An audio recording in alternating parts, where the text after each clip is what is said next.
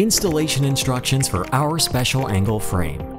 First, locate the following materials from the packaging: a red bag with 4 corner connectors, 8 screws, and 8 nuts. Another red bag with wall anchors, screws, and nuts, as well as 4 frame rails. For larger frames, 1 or more red installation aids, and, in some cases, a doormat. Step 1. Assembling the angle frame. Connect all sides of the 4 frame rails with the supplied corner connectors. This will require 8 screws and the 8 nuts.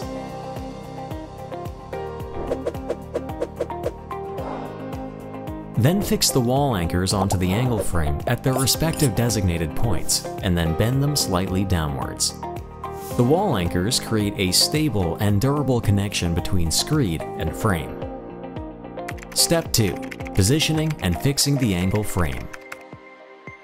Position the angle frame at the desired location on the raw concrete.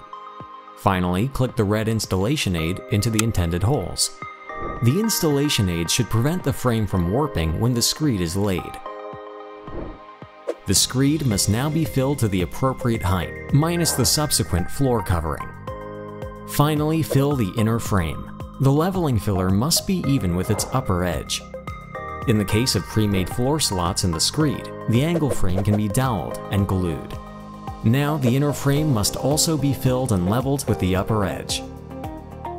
Step 3. Inserting the doormat. After the screed has completely hardened, the red installation aid can be removed. You may finally insert the doormat. Please note that there will only be a 2 mm space between the doormat and the angle frame. For this reason, the angle frame should be installed very carefully. Geggus.